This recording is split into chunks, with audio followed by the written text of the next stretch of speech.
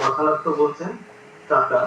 এই নাটকে এক স্বৈরাচার বিরোধী আন্দোলনে 1986 সালে একজন হত্যাকাণ্ডের শিকার হন এবং সেই যে মৃতদেহ এটি তার গ্রামের বাড়িতে পৌঁছে দেওয়ার যে আয়োজন এবং আয়োজনের ফলে একটা গরুর গাড়িতে সেই লাশটিকে চাপিয়ে দেওয়া হচ্ছে এবং সেই লাশটিকে নিয়ে নিম্নবর্গীয় কিছু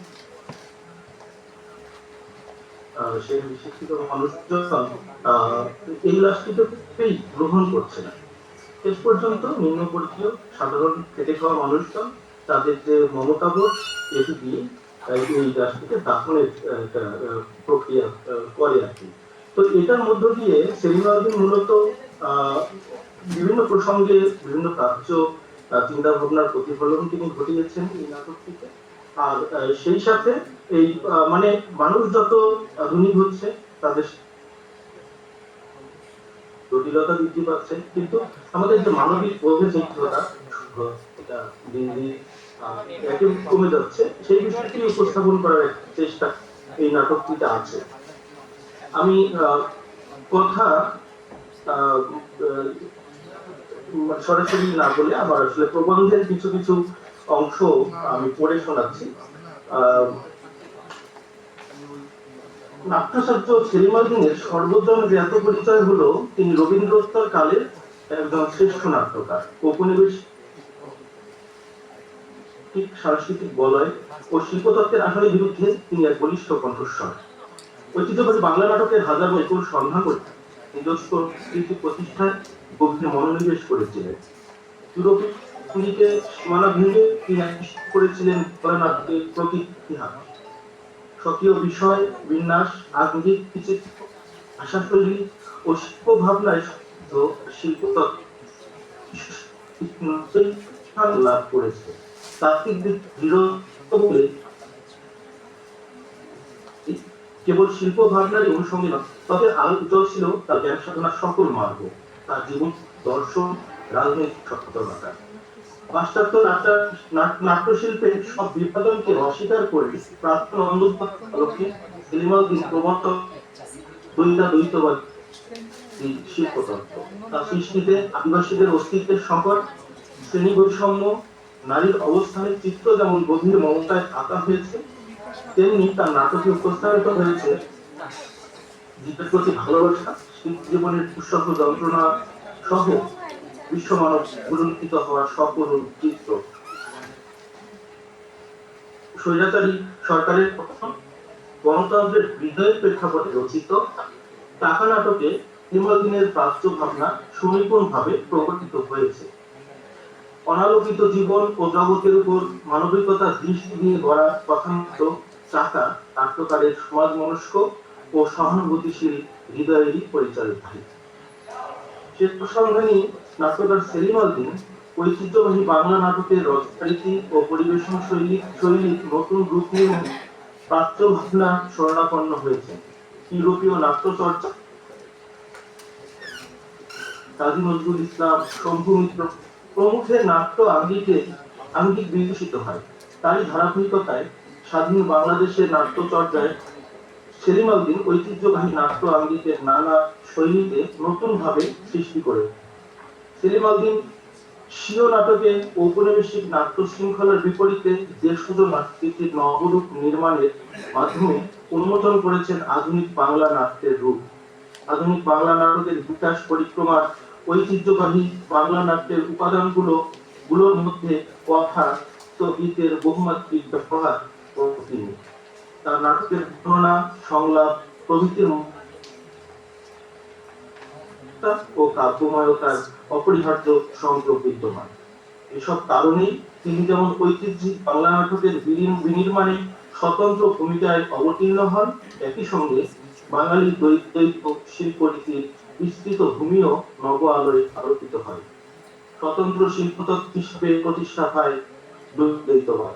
কীর্তন, কেরামত মঙ্গল, হাত হতাই প্রভৃতি নাট্যে দেশজ নাট্যরীতির প্রয়োগের ক্রমান্বয়ে সেলিম আলদিন দেশজ নাট্যরীতির নব নির্মাণে মনোনিবেশ করেন। ফলে কন্যার মন প্রভৃতি নাটকে কথানাট্যের বিন্যাসে বাঙালি প্রাচীন অভিনয় রীতি পাঁচালীর নবনির্মিত রূপ প্রস্ফুটিত হয়। এমনকি প্রাচ্য, নিমজ্জন, বনপাংশু প্রভৃতি নাটকের বিন্যাসে ধ্রুপদী নাট্য পরিবেশন রীতি রচনা কৌশল প্রয়োগও করতে শুরু। এভাবে সেলিম আল দীন তার পরিণত কালের আলোতে ঐতিহ্যবাহী বাংলা নাট্যধারার সমতলে কথানাট্য, মহাকাব্যিক রূপে গণ্য করার প্রয়াস পান। ইউরোপীয় নাট্যাদর্শ পরিত্যাগ করে তার এই শৈল্পিক দ্রোহ বাঙালি স্বকীয় সংস্কৃতির রূপ মাধুর্যকে উন্মোচন করে। নিরীক্ষাপ্রবণ নাট্যকার নাট্যাচার্য সেলিম আল দীন শিল্পের কোন একটি মাধ্যমে সীমাবদ্ধ না থেকে শিল্পের সব মাধ্যম আত্মীকরণে বিশ্বাসী ছিলেন। এই শিল্প আঙ্গিককে তিনি দ্বৈতাদ্বৈতবাদী শিল্পতত্ত্ব অভিধায় শনাক্ত করেন। 1991 সালে রচিত চাক নাটকে সেলিম আল দীন নিজেকে দ্বৈতবাদী শিল্পী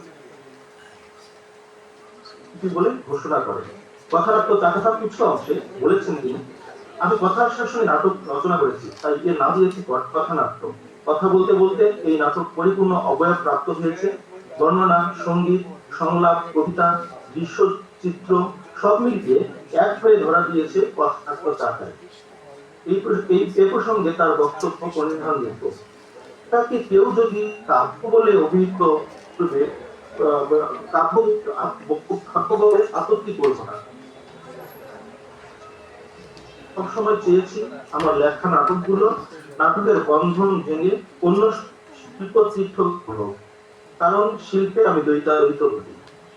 সমকালীন বাংলা নাট্যরীতিতে সেলিম আল দীন দ্বৈতাদ্বৈতবাদ শব্দটি শিল্প পরিভাষা হিসেবে প্রথম প্রয়োগ করলেও ভাবনাটি প্রাচীনকাল থেকে এদেশীয় ধর্মীয় আবহের মধ্যে প্রচলিত ছিল। যদিও সেলিম আল দীন ধর্ম থেকে দূরে সরে এসে কেবল শিল্পের প্রসঙ্গেই পরিভাষাটি ব্যবহার করেছেন। আবহে রয়েছে সরাসরি সামরিক শাসন। নাটকের কাহিনীতে দেখা যায় হাসপাতালে ঢাকা থেকে মৃত এক লাশ এসেছে। বৈশাখের কোন এক উজ্জ্বল সকালে দুধের মাঠে ধান কাটতে যাবে এমন গাড়িতে 50 টাকার বিনিময়ে কর্তব্যে পৌঁছে দেওয়ার শর্তে উঠানো হয় লাশটি। কিন্তু যে ঠিকানায় লাশটি পাঠানো হয় তার সাথে কোনো গায়ের মিললেও এমন মৃত লোকের নাম মিলে গেলেও প্রত্যেক ঠিকানার অভাবে কোনো গায়ের কেউই লাশটির দায়িত্ব দিতে চায় না। মায়ানপুর ব্যক্তিতে গারণ ও তার সঙ্গীরা উপস্থিত হয় সে গ্রামের এক স্কুল মাস্টার লাশটিকে নবীনপুরের কেউ বলে মত দেয়। কিন্তু নবীনপুরে গিয়ে দেখা যায় হয়তো লাশটি সে গায়ের কারো নয়। রাত কেটে ভোর হয়, তখন গাড়ির সারদয়ের সাথে স্থানীয় সারের লড়াই বেঁধে যায়। গারোয়ানে জিতে যাওয়া সারদয়কে নবীনপুরের লোকে একটি অপরিচিত বাজারে এসে ভাত দিয়ে দেখায় অভুক্ত দারোয়ান ও তার দুই সঙ্গী যুবক শুকর চান এবং জনৈক প্রৌঢ়। লাশটি তাদের সঙ্গে থাকতে থাকতে একসময় তাদের সঙ্গী হয়ে ওঠে। অবশেষে তারা নিজেরাই নামহীন ঠিকানাহীন এই মৃতকে স্থাপন করে এক শীর্ণ নদীর বাঁধচরে অব্যক্ত বেদনায় অশ্রুপাত করে। যুবকটির মৃতদেহ সমাহিত হলে তারা তিনজন ধান কাটতে তাদের বাংলাদেশের স্বাধীনতা উত্তর নাট্যাঙ্গনে সেলিম আল দীন অসামান্য কৃতিত্বের দাবিদার। সমকালীন বাংলা নাট্য সাহিত্যে তার পাণ্ডিত্য, জীবনবোধের গভীরতা, আঙ্গিক সচেতনতা, সর্বোপরি নাট্য নিরীক্ষা ঈর্ষণীয়। সেলিম আল দীন বাংলা নাটকের শেকড় সন্ধান করেছেন বাঙালির ইতিহাস, ঐতিহ্য আর সংস্কৃতির ভেতরে। ঐতিহ্য অতল থেকে তিনি সন্ধান করেছেন বাঙালির স্বীয় নাট্য কৌশল। তার নাট্য প্রকরণ সম্পর্কে সমালোচকের মন্তব্য, কোন শিল্পীর চৈতন্যে অনুক্ষণ এক সুর খেলে, অস্তিত্বের বিনা তারে বাণীর দেবী ঝঙ্কার তোলে নবরূপে বিচিত্র ভঙ্গিমায়। মুক্ত বিমুক্তের জগতে তার সার্বক্ষণিক বিচরণ ভূমি। শিল্পের সৃজনকর্ম সেজন্যই সাধন সত্য। প্রকৃত শিল্পী তার নন্দন বিশ্বে মগ্ন চৈতন্য সাধক। সেলিম আল দীন সাধক শিল্পী, শিল্পের ব্রতচারী, একনিষ্ঠ সাধকের প্রাত্যহিক কৃত্যের অপরিহার্যতার তুল্য তার শিল্প সৃজন কৃত্য। টাকা টাকা সিনেমা অভিনয়ের লোকনাথ অবশ্য গণ অভ্যুত্থানে অনেক দ্রোহী যুবক মৃত্যুবরণ করে, কিন্তু তাদের সমকালের নাম ঠিকানা পাওয়া যায়নি। অনেকে বেওয়ারিশ লাশ হিসেবে দাফন পর্যন্ত পায়নি। কোনো ভাগ্যবানের মৃতদেহ আমাদের প্রান্তিক জনের সদিচ্ছায় কবরের মাটি পেয়েছে। প্রান্তিক খেটে খাওয়া মানুষের স্বাভাবিক মানবতা বোধের কারণে ওইসব মৃতদেহের সৎকার হয়েছে। 90-এর গণ অভ্যুত্থানের নামহীন এরকম এক ভাগ্যবান যুবকের লাশ বাংলার এক গ্রামের উদ্দেশ্যে গরুর গাড়িতে তুলে পাঠিয়ে দেওয়া হয়। গাড়ি রওনা হয়ে যায় কাগজে স্পষ্টভাবে লেখা ঠিকানার উদ্দেশ্যে। গাড়ির চাকাও গ্রামের বাড়িতে পৌঁছতে পারে না। চাকা নাটকে উঠে এসেছে প্রান্তিক সাঁওতাল সম্প্রদায়ের দুই গারোয়ানের চিরায়ত মানবতা বোধ। টাকা এমন এক সমাজের কাহিনী যে সমাজে লাশের সৎকারের ঠিকানা মেলে না। জনৈক সমালোচক টাকার সমাজ বাস্তবতা সম্পর্কে মন্তব্য করেন, বেওয়ারিশ লাশের একটি আশ্রয় চাই, চাই সৎকারের মর্যাদা। মানবিক দায়বোধহীন শাসন ব্যবস্থার সরকারের তেজলোকেরা তার গুরুত্ব অনুধাবনে অক্ষম। সভ্য সমাজ মানুষ পরস্পরের প্রতি এটাই কাম্য।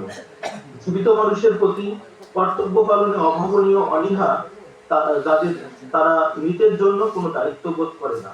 সেলিম আল দীন তার নাটকে উল্লিখিত দৃষ্টিভঙ্গি থেকে সমাজ ও সামাজিক মানুষকে দেখেছেন।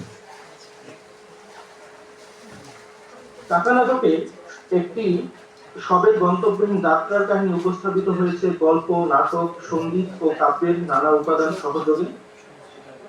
টাকা ওর্ধ্ব মাগধী রীতির আধুনিকতম দৃশ্য শ্রব্য রচিত তার এ নাট্যের আঙ্গিককে কথানাট্য অভিধায় অভিষিক্ত করেছিলেন। ধ্রুপদী রীতির প্রতি শ্রদ্ধান্বিত নাট্যকার টাকার বহিরঙ্গে কথা শরীর সাগরের কথামুখ, কথাপীঠ, লব্ধ, তরঙ্গ ইত্যাদি গল্প বিভাজক পরিভাষাকে দ্বিধাহীন চিত্তে গ্রহণ করেছেন।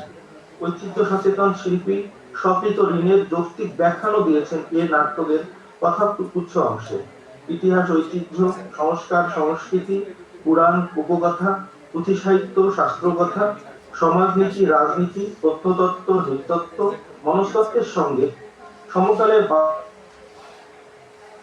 সাধনে তার পরিমিতিবোধ তার গভীর প্রাচ্য ভাবনারই পরিচায়ক।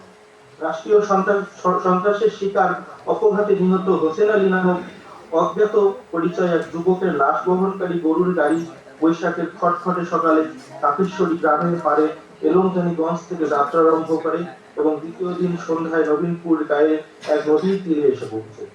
এখানে ক্লান্ত পরিশ্রান্ত দারোয়ান এবং তার সহযাত্রীগণ অজ্ঞাত পরিচয় যুবকের লাশটিকে শাস্ত্রমতে দাফন করে। অতি সাধারণ এই বৃত্তান্ত ছলতায় বর্ণনা করেছেন নাট্যকার সেলিম আল দীন।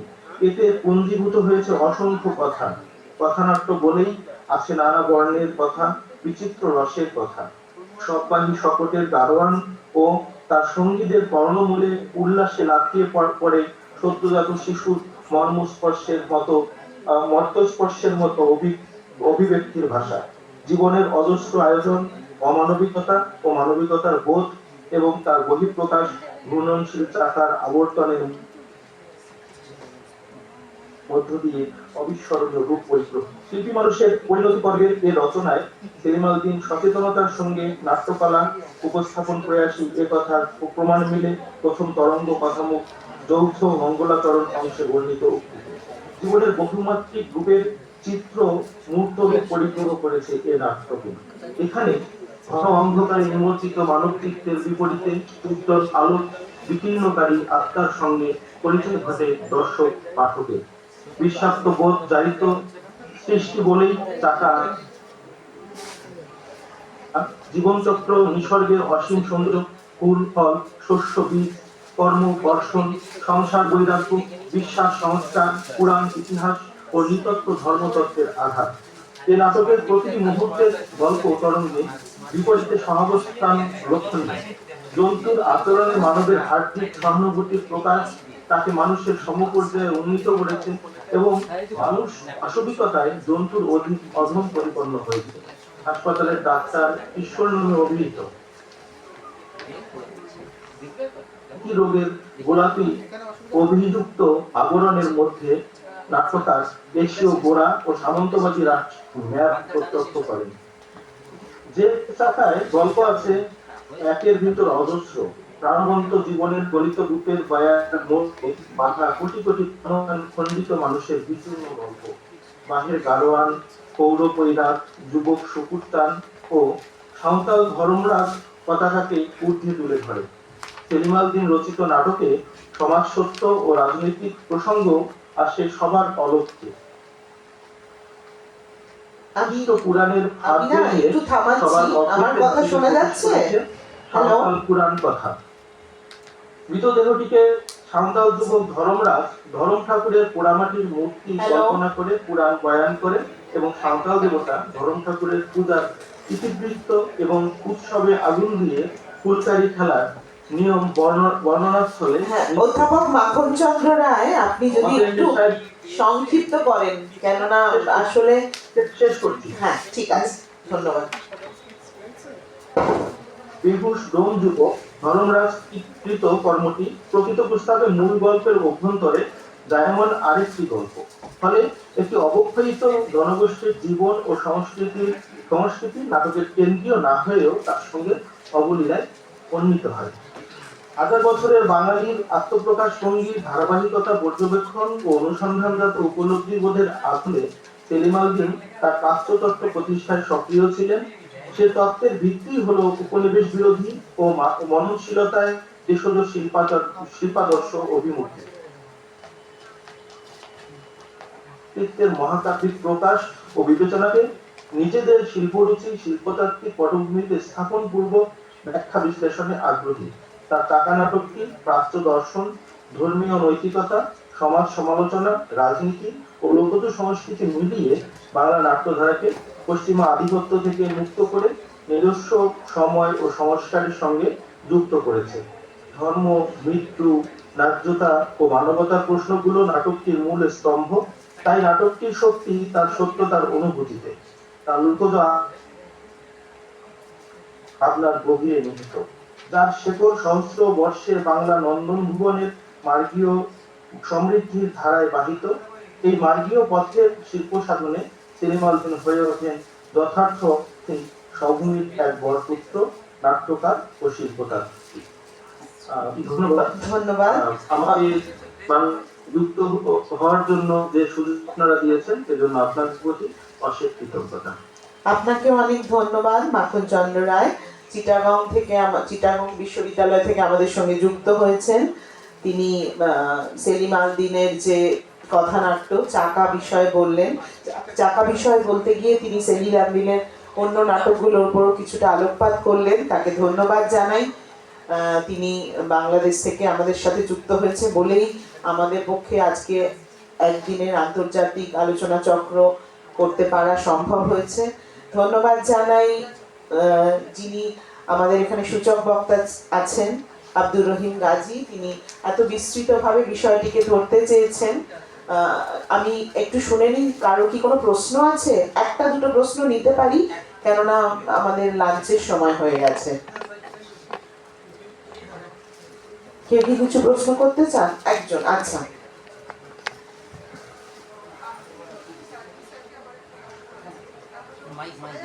একটা মাইক কি ওখানে দেওয়া যাবে? হ্যাঁ, আর ওনার প্রশ্নটা গাজী স্যারকেই। হ্যাঁ, আপনি আপনার নামটা একটু বলবেন। অনামিকা দাস। হ্যাঁ, শোনা যাচ্ছে।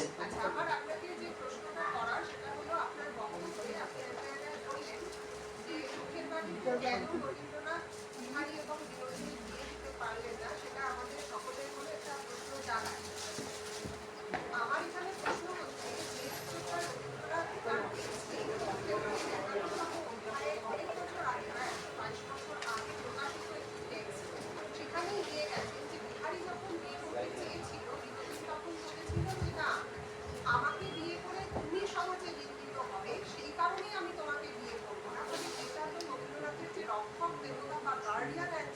ধারণা সেখান থেকে অনেক কিছু আধুনিক।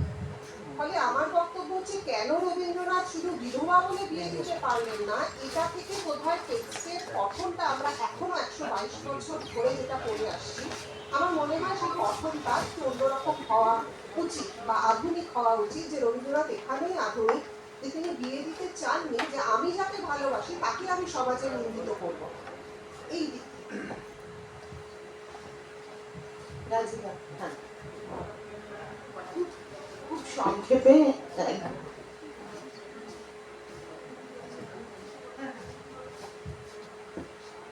হ্যাঁ, প্রশ্নের জন্য আপনাকে ধন্যবাদ।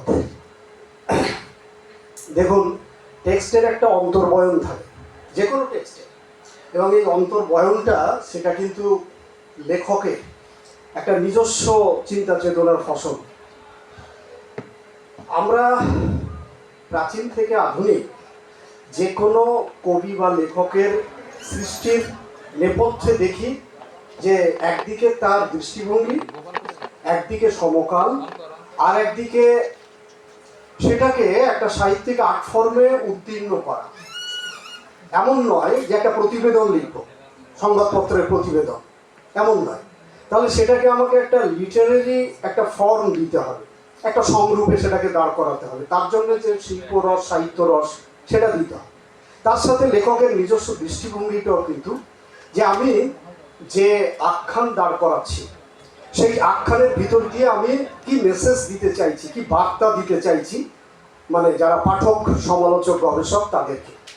তো সমকালীন সময়ে মানে 20 শতকের একেবারে গোড়ার দিকে, আর 2 বছর পরই বঙ্গভঙ্গ আন্দোলন হবে বাস্তবে, এবং তার সম্পর্কে আমরা পরে আবার তার অভিঘাতটাও দেখব। কিন্তু রবীন্দ্রনাথ ওই 3 সালে দাঁড়িয়ে আপনার জিজ্ঞাসা যে জায়গাটা, যে ভালোবাসার ব্যক্তি যিনি, তাকে তিনি শেষ পর্যন্ত বিয়ের পিড়িতে টেনে নিয়ে আসলেন না, এবং সেই রকমভাবে বয়ান দিচ্ছেন, মানে বিনোদিনী বিহারীকে সেই রকমভাবে বয়ান দিচ্ছেন।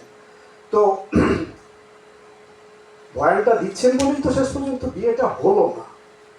তাহলে বয়ানটা কার হাতে ছিল? বয়ানটা কে দিচ্ছেন? নিশ্চয়ই বিহারী তো একটা কাল্পনিক চরিত্র, বিনোদিনীও তাই। তাহলে অ্যাকচুয়ালি তাদেরকে সামনে রেখে বয়ানটা তো রবীন্দ্রনাথ নিজে দিচ্ছেন। তাহলে যদি তার আলটিমেট একটা লক্ষ্য বা উদ্দেশ্য হতো যে বিনোদিনীকে আমি শেষ পর্যন্ত তার মুখে হাসি ফোটাবো, শেষ পর্যন্ত তাকে সমাজ গণ্ডির ভিতরে আমি প্রতিষ্ঠিত করব, তাহলে পরে তিনি ঠিক সেই রকমভাবেই সংলাপ, সেরকমভাবেই ঘটনা, সেরকমভাবেই পরপর পরপর সাজিয়ে উপন্যাসের একেবারে অবশ্যম্ভাবী পরিণতি দিতেন। এটা কিন্তু বলা বাহুল্য, কারণ শিল্পী সমাজের দায় মেনে কাজ করেন, আবার শিল্পী সমাজকেও আবার তৈরি করেন। আমরা চেয়েছিলাম বা এখন চাইছি, অন্তত এত বছর পরে চাইছি, যে রবীন্দ্রনাথের মতো এত বড় শিল্পী তিনি সবসময় সমাজের দায় মেনে চলবেন তা নয়, সমাজকে তিনি নিজেও কিছু শেখাবেন, সমাজেরও তিনি সংশোধন করবেন, এরকম আমরা দাবি করতে পারি। এবারে সমকালে দাঁড়িয়ে রবীন্দ্রনাথ যেটা করেছেন সেটা তো তার মতো করেই করেছেন, সেটা সম্পূর্ণ তার নিজস্ব, এবং ওইভাবেই তিনি বয়ানটা, সংলাপটা, চরিত্রায়নটা সেভাবেই করেছেন। ধন্যবাদ। সবাই যে মন দিয়ে আলোচনা শুনছিলেন এবং তার থেকে প্রশ্ন জেগে উঠলো, সেটা আমাদের একটা মনে হয় স্বাস্থ্যকর সেমিনারের জন্য। সেমিনার আসলে সেইটাই করে, যে মনের মধ্যে কিছু প্রশ্ন তুলে দেয়, যেটার উত্তর আমরা খুঁজতে থাকি। একটা সেমিনারে নাম হলে আবার কোনো আরেকটা সেমিনারে সেটার উত্তর তৈরি হবে, এবং এই যে আলোচনা চক্রে আমরা অনেক জানা জিনিসেরও আবার পুনরুত্থান ঘটলো, বা নতুন করে আবার একটা চর্চা হলো। আমার এই প্রশ্নটা দিয়ে আমার মনে হলো, যদিও আমি বক্তা ছিলাম না, কিন্তু অ্যাজ এ চেয়ারপারসন আমি একটু বলি যে আজকে যখন আমরা বলছি অথর ইজ ডেড, টেক্সটটা আসলে আমাদের অথরকে বাদ দিয়ে যদি পড়তে হয়, টেক্সটটা আসলে আমরা নিজেদের মধ্যে নির্মাণ করছি যে এটার সম্পর্কে আমাদের কি ভাবনা। তাহলে আমরা ওই সময়ের প্রেক্ষিতে বিনোদিনীকে ওইভাবেই রবীন্দ্রনাথ নির্মাণ করতে চেয়েছেন, সেই কথাটাকে ওইভাবে না ভেবে আমরা ভাবতে পারি যে বিনোদিনীর আসলে ওই জায়গায় ওই অবস্থানটাই তখন সঠিক। কারণ পরে তো রবীন্দ্রনাথের চতুরঙ্গে দামিনীর বিবাহ আমরা দেখেছি, কাজেই এই যে সময়ের প্রেক্ষিতে সাহিত্যের নির্মাণের পরিধি বা দৃষ্টিভঙ্গি বদলে বদলে যাচ্ছে, আর পাঠকও নিজের মতো করে তার মধ্যে অনুসন্ধিৎ সুদৃষ্টি দিয়ে ওই শব্দগুলোকে খুঁজে মানে জোড়া লাগিয়ে দিচ্ছে, এগুলোই আসলে আমাদের প্রাপ্তি, যে আমাদের ভাবনা চিন্তার কোথাও কোথাও একটা দিক বদল বা পালা বদল ঘটে যায়। ওনাকে অসংখ্য ধন্যবাদ এত সুন্দর কথা প্রশ্নটা উত্থাপন করার জন্য। আরো অনেক প্রশ্নই উঠতে পারতো, কিন্তু যেহেতু সময়ের দাবি মেনে আমাদের চলতে হচ্ছে, আর এই সময় যেটা আমাদের ট্যাগলাইনে আছে সেটার উপরে গুরুত্ব দিতে হচ্ছে। তারপরে পেপার প্রেজেন্টেশনের জায়গা রয়েছে, তো খাবার ঠান্ডা হওয়াটা তো কোনো কাজের কথা নয়, তো সেই জন্য আমাদের সেদিকে অগ্রসর হতে হবে। সকলকে ধন্যবাদ জানিয়ে এই টেকনিক্যাল সেশন শেষ করছি। ধন্যবাদ। আপনি একটু বলতে পারেন, বলো আসেনি। কি বলবো, আমি একটু বলবো হ্যাঁ একটু আপনি বলতে মানেটা পারেন। কি?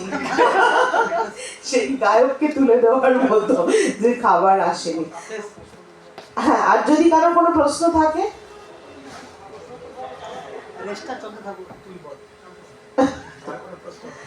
না, আসলে ওই ওই যেটাই বলছিলাম, সময়ের তাগিদ মেনে আমি এখানে যে পেপারটি দিতে চেয়েছি সেটা হচ্ছে সমসময়ে প্রান্তিক মানুষের স্বর।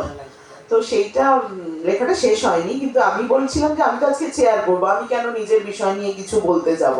তো সেখানেও তো ওই চর্যাপদ থেকে আমাদের যে ঐতিহ্য সেখানে শুরু করতে হয়, যে সেখানেও ওই সবরী ডম্বি, সেই কুড়িয়া নগর বাহিরে সেখান থেকে শুরু হয়। আর তারপরে যদি আমরা ওই ফুল্লরা, কালকেতু, ব্যাধ, আমরা তো জানি যে চণ্ডীমঙ্গল প্রথম লেখা হয়েছে ব্যাধ খণ্ড, আখেটিক খণ্ড। তারপরে হঠাৎ করে লিখতে হলো কেন বণিক খণ্ড? কারণ ওই ব্যাধ খণ্ডদের, ব্যাধরা পুজো করলেই পুজো হবে না বাবা, সমাজে বণিকদের কাছে তোমায় পুজো পেতে হবে। তাহলে এইখানে ওই কেমিস্ট্রিটাও কাজ করছে। এসে গেছে? আসলে জানিও আমি থেমে যাব।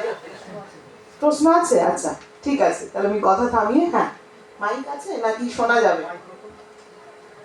আছে তো, কর্ডলেসটা দেওয়া হয়েছিল না?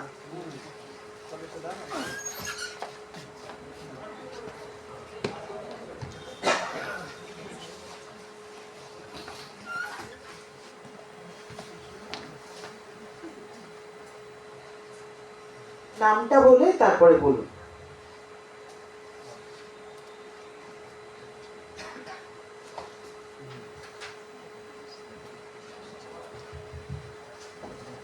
আমার নাম আব্দুল সামাদ, আমি প্রাক্তন গবেষক আলিয়া বিশ্ববিদ্যালয়। স্যারের বক্তব্য আমার অসাধারণ লেগেছে। সেখান থেকে একটা প্রশ্ন লিখেছে স্যার, তার বক্তব্যে সাহিত্য, ভাষা, সাহিত্য এবং সংস্কৃতির বিবর্তনটা দেখিয়েছে। চর্যাপদে এবং নিম্ন সম্প্রদায়ের যে বিবর্তন, তাদের যে সাংস্কৃতিক পরিমণ্ডল, সেটা বিবর্তিত হয়ে আস্তে আস্তে রবীন্দ্র সাহিত্যে এসে স্যার থেমেছে। আমার কাছে একটাই প্রশ্ন, রবীন্দ্র সাহিত্যে বিশেষ করে উচ্চ সাহিত্য হিসেবে যদি আমি উপন্যাসটাকে ধরি, রবীন্দ্র উপন্যাসে কোথাও কি এরকম নিম্ন সংস্কৃতির পরিচয়টা খুব বিস্তৃতভাবে আছে? যদি না থাকে, সেটা সমসাময়িক কোনো বাধা বা ব্যক্তি জীবনের কোনো বাধা বা রবীন্দ্রনাথের কোনো দৃষ্টিভঙ্গি কাজ করেছিল নিম্ন শ্রেণীর মানুষের কথা উপন্যাসের ভিতরে আলোচনা করার জন্য? বিশেষ করে আলোচনা বলতে যেমন চরিত্রগুলো মহেন্দ্র, বিহারী, এরা যেমন উচ্চ বংশীয় এবং উচ্চ সংস্কৃতির মানুষ নায়ক হয়ে উঠেছে, সেরকমভাবে কোনো নিম্ন শ্রেণীর মানুষ নায়ক হয়ে ওঠেনি কেন, যেগুলো আমরা বন্দ্যোপাধ্যায় ত্রয়ীর উপন্যাসে দেখি। এটাও সেই সময়েরই দাবি বলবেন।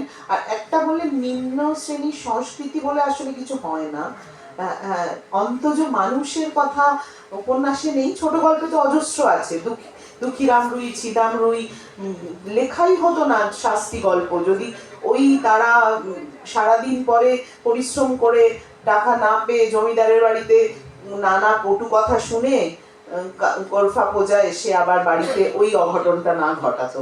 কাজে সেই রবীন্দ্রনাথ তাদেরকে দেখেছেন যখন পাতিসর বা সেখানে থাকছেন জমিদারি কাজের সূত্রে, বলছেন না যে আমার পেশা জমিদারি কিন্তু নেশাটা তো আসমানদারি। তো সেই আসমান দেখতে দেখতে বোধহয় মানুষকে অনেক বেশি করে পর্যবেক্ষণ করেছেন। নাজিদা। প্রশ্নের জন্য সামাদকে ধন্যবাদ। প্রাসঙ্গিক Sorry to interrupt, ma'am. The chairperson, I take your leave. Okay, So I'm sorry for that. But thank you everyone, and thank you the chair, everyone. I'm taking leave. I'm sorry to the chairperson. Thank you it's so all much. Right, thank It's you, an honor and thank you. privilege. তো প্রশ্নটা যেটা সামাদ করেছে এটা অবশ্যই প্রাসঙ্গিক। আর এর উত্তরে আমি বলবো প্রমথ চৌধুরীর বক্তব্য দিয়ে শুরু করব। প্রমথ চৌধুরী মূলত বাংলা সাহিত্যে গণতন্ত্র, কিভাবে রাজতন্ত্র বা জমিদারতন্ত্র ছেড়ে গণতন্ত্রর একটা আবহ বাংলা সাহিত্যে ধীরে ধীরে আসছে, সেই বিষয়ে উনি একটা নিজের মনোভাব প্রকাশ করেছিলেন লেখার ভিতরে। এবং সেইখানে উনি বলছেন যুগের দাবি, কালের দাবি, সময়ের দাবি, এক কথায় সেই দাবিতে একটা সময় আমরা আমাদের বাংলা সাহিত্যের লিটারেচারে নায়ক, যেটা ওর প্রশ্নের ভিতরে বারে বারে, যে নায়ক কাকে করা যায়, তো সেই নায়কের জায়গাটা আমরা একটু সমাজের উচ্চ বৃত্তের, উচ্চ বর্গের শিক্ষিত সচেতন মানুষের ভিতরেই দেখেছি তার রেওয়াজটা। তো সেটা যখন মানে রবীন্দ্রনাথ যখন লিখছেন তখন তো দেশটা পরাধীন, এটা মাথায় রাখতে হবে। রবীন্দ্রনাথ যখন লিখছেন তখন আমাদের এখানে চলছে জমিদারতন্ত্র। আমরা কিন্তু পুরোপুরি ইংরেজের নাগপাশ থেকে মুক্ত হতে পারিনি, স্বাধীন হতে পারিনি, বা আমাদের আর্থসামাজিক প্রেক্ষিতে গণতন্ত্রী বা গণতন্ত্রীকরণের যে জায়গাটা পুরোপুরি প্রতিষ্ঠিত হয়নি। কিন্তু স্বপ্ন দেখছি আমরা, দেশ স্বাধীন হবে, আমরা স্বাধীন হব এবং এটা গণতান্ত্রিক জায়গায় আমরা পৌঁছাব। তো সেই জায়গায় সেই রকম পরিবেশ পরিস্থিতিতে তিনি নায়ক হিসাবে শিক্ষিত সচেতন, এবার কেন তিনি অন্তর্জন নিলেন না বা কেন, এটারও একটা মানে কি বলবো যে সঠিক পদক্ষেপ রবীন্দ্রনাথের তরফ থেকে এটাই, যে আলটিমেট সেই সময়ের দাবি হচ্ছে দেশের স্বাধীনতা, এবং স্বাধীনতার জন্য সমাজের সর্বস্তরের মানুষের অংশগ্রহণ, এটা স্বাভাবিক, স্বতঃসিদ্ধ। মহাত্মা গান্ধীও চেয়েছেন আসমুদ্র হিমাচল সমস্ত বর্ণের সম্প্রদায়ের মানুষকে এক করে স্বাধীনতা আন্দোলনে ঝাঁপিয়ে পড়তে। তো রবীন্দ্রনাথও তার সাথে সহমত। কিন্তু ঘটনাটা হচ্ছে আন্দোলনটা চালাবেন কারা? আন্দোলনের কন্ট্রোলার, রিমোট কন্ট্রোলারের মতো আন্দোলনটা তাদের দ্বারা পরিচালিত হবে। তো সেই রাজনৈতিক আন্দোলনের পরিচালক হিসাবে তিনি শিক্ষিত সচেতন, সমাজ সচেতন, বুদ্ধিজীবী এরকম, এবং মূলত মিডলিস্ট মানে মধ্যবিত্ত যারা, তাদের দিকেই তিনি ভরসা করলেন। একই সাথে আমরা গান্ধীজির ক্ষেত্রেও দেখেছি, তিনি হয়তো এরকম গল্প উপন্যাস লেখেননি, কিন্তু রাজনীতিবিদ হিসাবে তিনিও কিন্তু শিক্ষিত সচেতন মধ্যবিত্ত এইরকম ধরনের মানুষকেই দেশের স্বাধীনতার জন্য নেতৃত্ব বা চালিকা শক্তির একটা জায়গায় তিনিও ভেবেছেন।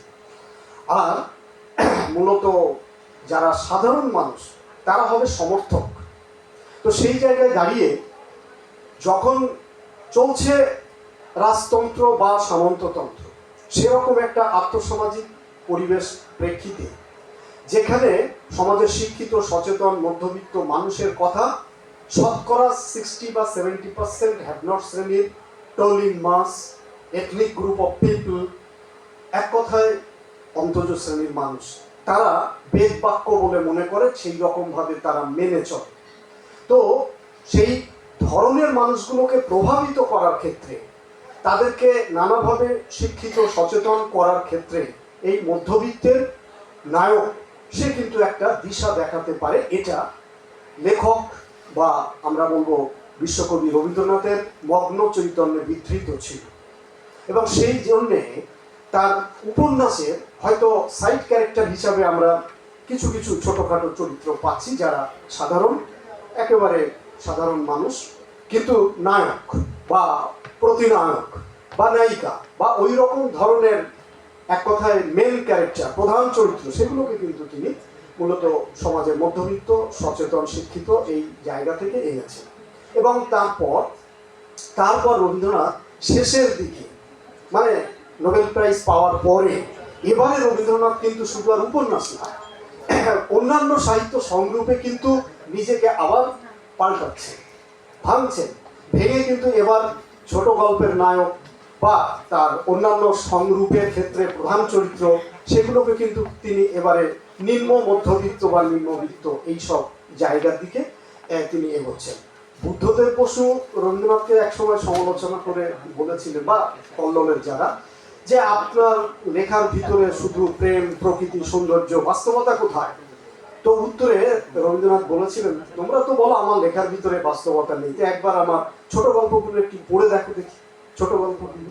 তাহলে পদ্মা তীরবর্তী যে মানুষ, প্রতিশর, সাজাদপুর, সিরাইদহ, এগুলোকে নিয়ে তার যে মানে মানব বিখ্যাত, যে মানব অনুসন্ধান, সেই অনুসন্ধান যখন একটা চূড়ান্ত জায়গায় গেল, তখন তিনি যে গল্পগুলো লিখছেন বা ওই রকম ভাবে তার অন্যান্য সাহিত্য সংরূপে তার প্রতিফলন, সেই জায়গাতে দেখছি যে তিনি এবার মধ্যবিত্ত ছাড়িয়ে নিম্ন মধ্যবিত্ত বা সাধারণ মানুষ সেদিকে আসছেন। আর রবীন্দ্রনাথের লেখায় এবারে আমরা দেখছি রিয়ালিটি, দেখছি যে ন্যাচারালিজমের দিকে রবীন্দ্রনাথ ধীরে ধীরে এগোচ্ছেন। এবং আমরা কবিতায় যদি দেখি পুনশ্চ থেকে শুরু করে একেবারে রোগসজ্জায় পর্যন্ত এই পর্বে ওরা কাজ করে বলে কবিতাটা নিশ্চয়ই মনে পড়ে সবার। পাঞ্জাবে, বোম্বাই, গুজরাটে, অঙ্গবঙ্গ, কলিঙ্গ, সমুদ্র নদীর ঘাটে ঘাটে, পাঞ্জাবে, বোম্বাই, গুজরাটে ওরা কাজ করে নগরের প্রান্তরে। এই ওরাকে কিন্তু তিনি কবিতাতেও আনছেন এবং তাদেরকে নিয়ে তিনি মানে একটা বড় বক্তব্য রাখছেন। এবং তারা বলছেন যে জানিতার পণ্যবাহী সেনা জ্যোতিষ্ক লোকের পথে রেখামাত্র চিহ্ন রাখিবে না। তখন তো দেশ পরাধীন। তো কত বছর পরে, সেখান থেকে আরো প্রায় 7-8 বছর পরে তবে দেশ স্বাধীন হলো। রবীন্দ্রনাথ ভবিষ্যৎবাণী করছেন যে ইংরেজ থাকবে না, মানে দারুণ ইংরেজ এসেছে কিন্তু সেও থাকবে না, লৌহবাদা পথে, আর তার পণ্যবাহী সেনা সেও থাকবে না, চলে যাবে। রবীন্দ্রনাথের এই যে ভবিষ্যৎবাণী, সেটাও তো সত্য হয়েছে।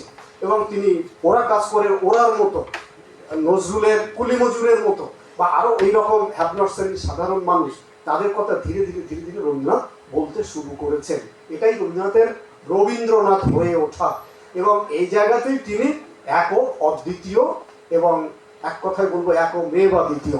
অন্য অনেক শিল্পীকে আমরা দেখেছি যে এক রোখা এক বজ্ঞা ভাবে সোজা সামনের দিকে যা ভেবেছেন তাই লিখেছেন, কারণ কোনো কথাও কান দেননি আর নিজের যে ভাবনার থেকে তিনি সরেননি। কিন্তু রবীন্দ্রনাথ সরেছেন, কারণ যুগ, কালের দাবি এবং সবচাইতে বড় হচ্ছে আলটিমেট ট্রুথ। এই আলটিমেট ট্রুথটা তিনি তো মানে আমরা সবাই জানি সত্যম শিবম সুন্দরমের পূজারী, এবং সত্য সুন্দর এটার সঙ্গে কল্যাণ এবং মঙ্গলকে তিনি জুড়ে দিয়ে তবে সমাজ সাহিত্যের যা কিছু উন্নতি সাহিত্য চর্চার ভিতর দিয়ে সেটাকে তুলে ধরা, এটাই ঔপনিষদিক ঋষি দৃষ্টির রবীন্দ্রনাথ, তাকে কিন্তু মানে ভাবা এবং তাকে আলোচনায় আনা, তার জন্য কিন্তু একটু বেশি করে পড়াশুনো দরকার, একটু বেশি করে তার যুগকাল 80 বছরের জীবদ্দশা আগে পরে সবটা একটু পড়তে হবে। পড়লে পরে বোঝা যাবে যে হ্যাঁ, একটা জায়গায় তিনি একটা কথা বলেছেন, এঁকেছেন চরিত্রকে সেইভাবে, কিন্তু পরক্ষণে কিন্তু সেখান থেকে তিনি ধীরে ধীরে সরে যাচ্ছেন। ম্যাডামও যেটা একটু আগে বলছিলেন যে দুঃখীরাম রুই আর ছিদাম রুই, হ্যাঁ, তো সে চরিত্র তো মানে প্রজা চরিত্র, তো এইরকম প্রজা চরিত্রকেও আনছেন। এবং বড় জায়গায় কাবুলিওয়ালা গল্প রহমত, তো সে তো মানে নিম্নবিত্ত বা আমরা কি বলবো বাঙালি তো নয়, তো সে আবার দেখা যাচ্ছে একজন ফেরিওয়ালার মতো, তা সেই ফেরিওয়ালাকে তিনি গল্পের নায়ক করছেন। এই যে রবীন্দ্রনাথ পাল্টে যাচ্ছেন মানে তার গল্পের ভিতরে, এরকম ভাবে তিনি নাটকের ক্ষেত্রেও আমরা সেটাও দেখতে পাচ্ছি জায়গায় জায়গায় তিনি, বিশেষ করে আমি তো অবশ্যই একটা কথা বলবো যে রূপক সাংকেতিক নাটক আমরা খুব মানে ক্লিয়ার, এটা সবাই জানি যে একমাত্র রবীন্দ্রনাথ ছাড়া দ্বিতীয় কেউ কিন্তু রূপক সাংকেতিক নাটক বাংলা সাহিত্যে লিখতে পারেননি বা লেখেননি, যে কোনো কারণে হোক। তো রূপক সাংকেতিক নাটকের ভিতরে যে তত্ত্ব এবং যে দর্শন রবীন্দ্রনাথ দাঁড় করিয়েছেন, আমি শুধু রক্তকরকই বলছিলাম, মানে যতগুলো তিনি রূপক সাংকেতিক নাটক, ডাকঘর থেকে অচলায়তন, মুক্তধারা, যা কিছু তিনি লিখেছেন, বলুন তো দেখি তার ভিতরে যে দর্শন, রবীন্দ্রনাথের যে দর্শন, সেই দর্শনটা কোন মার্গের ছিল এবং চরিত্রকে তিনি কিভাবে তার ভিতর দিয়ে তুলে ধরার চেষ্টা করেছেন। তাহলে সেই দর্শন যদি কোনো শিল্পীর না থাকবে, সেই প্রতিভা যদি না থাকবে, তাহলে সমকালের প্রেক্ষিতে নিজস্ব দর্শন বা অনুভূতিটাকে কিভাবে সেটাকে রসায়িত করে শিল্পরূপ দেবেন। তাহলে এর জন্য যে প্রতিভা থাকা দরকার রবীন্দ্রনাথের ছিল, এবং বারে বারে ভাঙারও ক্ষমতা ছিল, যেটা অন্য সবার ভিতরে থাকে। ধন্যবাদ। আমি একটা কথা শুধু বলবো, এই কলেজের বিভাগীয় প্রধান সুরজিৎ বসু। এই রবীন্দ্রনাথের এই অসম্পূর্ণতাটা, রবীন্দ্রনাথেরই একটা কবিতা আছে ঐকতান বলে, খুব বিখ্যাত কবিতা, জন্মদিনে কাব্যগ্রন্থে। সেই কবিতার মধ্যে রবীন্দ্রনাথ নিজের এই অসম্পূর্ণতা, যেটা আপনি বলেছেন আর কি পরিষ্কার করে, এই বিপুলায় পৃথিবীর কতটুকু জানি, সেখানেই বলেছেন, আমি এই সমাজের উচ্চ মঞ্চে বসে আছি, আমি যেতে পারিনি ওদের পাড়ার প্রাঙ্গণের ধারে, আমি ঢুকতে পারিনি, পৌঁছতে পারিনি। এটা সম্ভবত মৃত্যু 6 মাস আগে লেখা, 6 মাস আগে লেখা।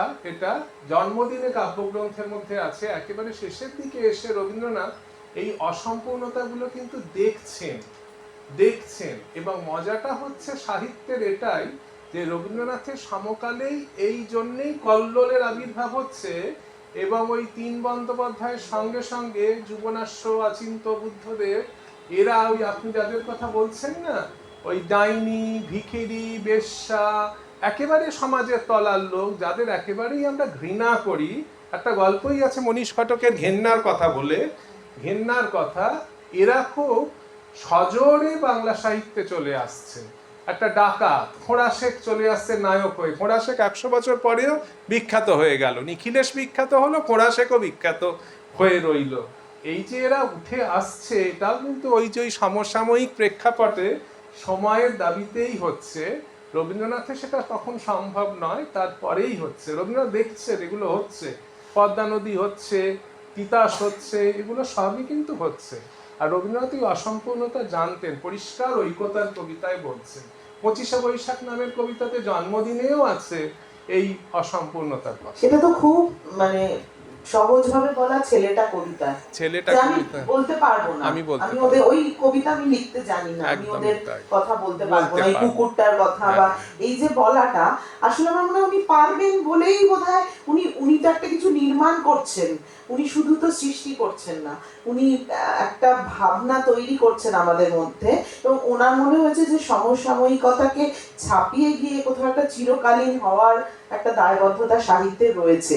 শুধু চিরকালীন হয়ে থাকাটা তো মনে হয় হারিয়ে যেতে পারে। এই জায়গায় কোথাও একটা ওনার ভাবনা ছিল, নাহলে উনি লিখতে পারবেন না এটা হতে পারে না। উনি সচেতন ভাবেই আমার মনে হয় ওই জায়গাগুলো যেখানে তার মনে হয়েছে যে বড় বেশি কাদা ছোড়াছুড়ি বা নর্দমা, সেটা তিনি সচেতন ভাবেই লেখেননি, কারণ কোথাও একটা চিরন্তন সাহিত্যের দাবি। আর একটা বোধহয় ওই ঘনিষ্ঠভাবে ওদের অত দেখেন, অত ঘনিষ্ঠভাবে যেভাবে দেখছেন 3 বন্দ্যোপাধ্যায়, রবীন্দ্রনাথ অত ঘনিষ্ঠভাবে দেখেননি। আছেন জোড়াসাঁকো, উমরপাড়া পাশেই, একটু এগিয়েই তো যাচ্ছেন না। সেটা বাসি কবিতায় লিখছেন, হ্যাঁ, অত ঘনিষ্ঠভাবে দেখতে পাচ্ছেন। কাঁঠালের ভুঁড়ি। ঠিক আছে, আমার মনে হয় এই আলোচনা শেষ হবার নয়। ওরা নিজেদের মধ্যে কথা বলছে না, আমাদের কথা শেষ হয়ে গেছে। এবার সত্যি সত্যি অধ্যায়ন বিরতি।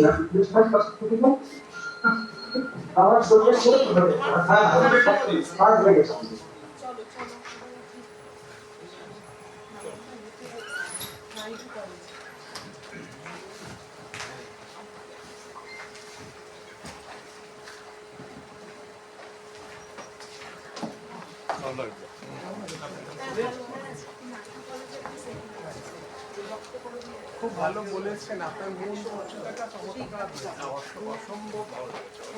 আছিস কেমন?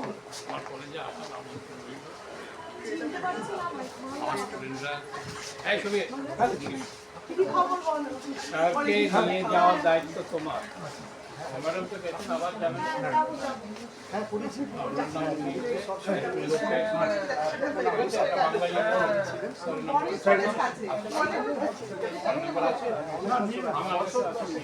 গোপালদা আপনি স্যার দারুণ বলেছেন, খুব ভালো। গোপালদা নির্মলেন্দু ভৌমিকের কথার আঙ্গিকে আমরা রেফারেন্স যেন পেলাম। আমার তো তত্ত্বাবধায়ক আমি বলছিলাম যে নির্মলেন্দু বাবুর ছেড়াতার যখন আনলেন, তারপর যখন ওই সেতুগুলোকে সুন্দরভাবে ব্যাখ্যা করছে, আমি তো স্যারের ডাইরেক্ট ছাত্র। আমিও তাই, আমার পিএইচডি স্যার আপনার নাম্বারটা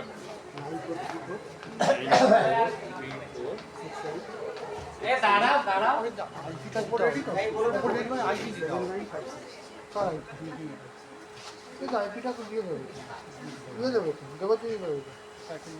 আপনারা 206 নম্বর রুমে চলে যান, তিনতলায়। ওখানে লাঞ্চের ব্যবস্থা আছে আপনাদের জন্য।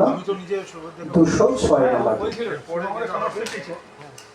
বলছিল যে সময় পেলে আরো একটু বিস্তারিত। হ্যাঁ নিশ্চয়ই স্যার। আমার তো ওটাই শোনা, কিন্তু আমার কাছে মনে হলো আমি আপনাদের সাথে আলোচনা করছি যে আপনার বক্তব্য কিন্তু ইংলিশ, আপনি পেছনের দিকটা বেশি বলেছেন। আমি কন্টেম্পোরারিটা কম পেয়েছি, মানে এই যে দশক এই তেভাগা অবধি আসলো, কিন্তু তারপর পুরোটা যে আমাদের যে কন্টেম্পোরারিটা ওটা কম আসলো। এটা স্যার আগ্রহ এবং এবং যে অবশ্যই মানে আসলে তারপরে যে হাঙ্গি জেনারেশন আসবে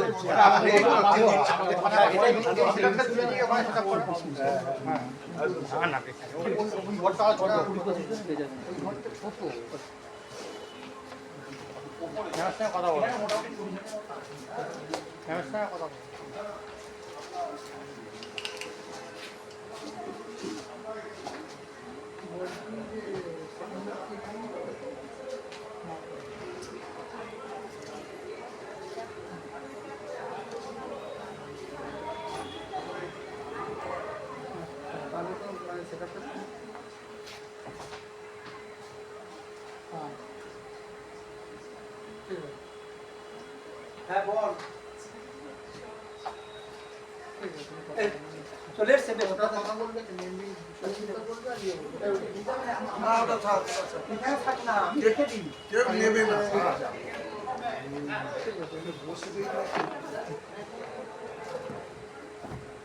নিচে না উপরে? হ্যাঁ উপরে।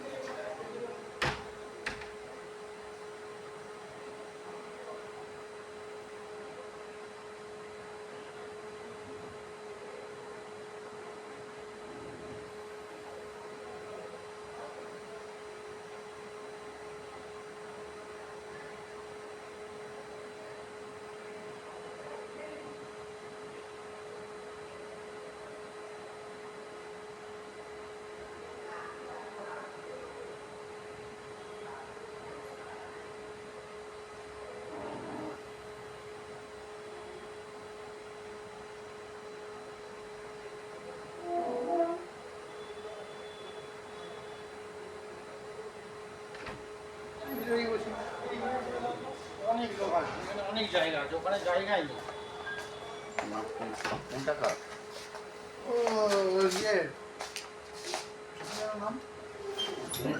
এনএসএস না, ওটা হচ্ছে নীল জ্যাকেট পরা যে লোকটা না, ওই হচ্ছে অভিজিৎ। আমি ওকে অলরেডি বলেছি যে যদি লোক কম হ্যাঁ আমাদের এখানে অনেক জায়গা। আমার মনে হয় আপনি এখানেই করানোর ব্যবস্থাটা করে দিন। হ্যাঁ, আমি ম্যাডামকেও তাই বলেছি, কালুদাকেও তাই বললাম, ওনাকেও তাই বলেছি। সেটা তুলে নিয়ে আবার ওরা বলছে ওদের পড়ার লোক নাকি 35। আর